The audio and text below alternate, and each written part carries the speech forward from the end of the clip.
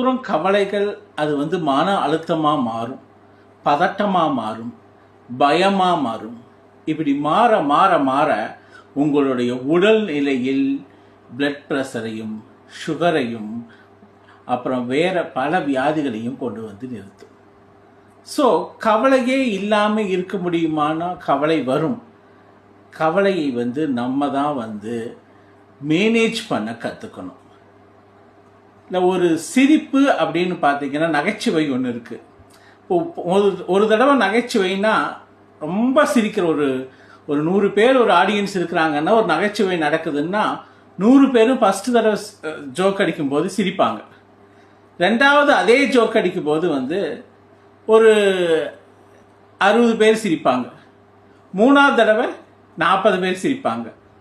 4ஆவது தடவை யாருமே சிரிக்க மாட்டாங்க. அப்போ ஒரு காமெடி ஒரு நகைச்சுவை அப்படிங்கும்போது திரும்ப திரும்ப 4 தடவை செய்யும்போது அந்த சிரிப்பு வரமாட்டேங்குது.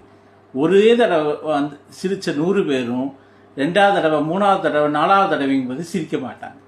அப்போ ஒரு நகைச்சுவைக்கு திரும்ப திரும்ப பண்ணும்போது சிரிக்காத போது ஒரு கவலைக்கு மட்டும் ஏன் திரும்ப திரும்ப கவலை பண்ணும்? கவலைங்கிறது வந்து எந்த டைம் எனி டைம் வந்து எது வேணாலும் சிச்சுவேஷன் மாறணும். இன்னைக்கு இருக்கிறது தான் நிஜம், இன்னைக்கு வாழ்க்கை நிஜம். நாளை அப்படின்னு நினைக்கும் போது தான் கவலைகள் வருது. அப்போ நாளையை பற்றி திங்க் பண்ணாமல் இன்னைக்கு ஹாப்பியாக என்ன இருக்கோ அதை பற்றி நினைங்க.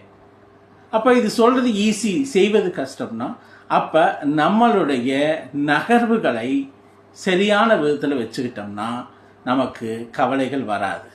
தொடர்ந்து ஏதாவது வேலைகள்லையும் தொடர்ந்து ஒரு என்கேஜ்மெண்ட்லேயும் ஒரு நல்ல ஒரு விஷயங்களுக்காக நம்ம வேலை செஞ்சோம்னா நமக்கு கவலைகள் அதிகமாக வராது. ஸோ கவலைகள் வராமல் இருக்கணும்னா தொடர்ந்து நமக்குன்னு ஒரு சர்க்கிளை ஏற்படுத்திட்டு அதுக்காக வேலை பண்ணணும். அது மட்டும் இல்லாமல் என்ன கவலையாக இருந்தாலும் அதை ரொம்ப நேரம் நமக்குள்ள நீடித்து இருக்க விடக்கூடாது. எப்பவுமே ஒரு தடவை வந்து கவலை வந்தால் என்ன நம்மளுக்கு நாமளே வந்து என்னன்னு அறியணும். அப்போ ஒன்று இதனால் ஏன் கவலைப்பட்டோன்னு நினைக்கிற அளவுக்கு நம்மளை நாமளே வளர்த்துக்கணும். ஒவ்வொரு கவலைக்கும் ஒரு பிஹைண்ட் த ரீசன். அப்போ நம்ம கவலைப்படுறதுக்கு எந்த அர்த்தமும் இல்லைன்னு நம்மளை நாமளே தெரிஞ்சுக்கிட்டு கவலைகளை ஒதுக்கிட்டு நல்லா தூங்கணும், நல்லா தண்ணி குடிக்கணும், நல்லா வந்து உலகத்தில் இருக்கக்கூடிய நல்ல நல்ல பிளேசஸை போய் பார்க்கணும். அந்த மாதிரி வந்து நம்மளை நாமளே வந்து ஒரு என்கேஜ்மெண்ட் வச்சுக்கிட்டோம்னா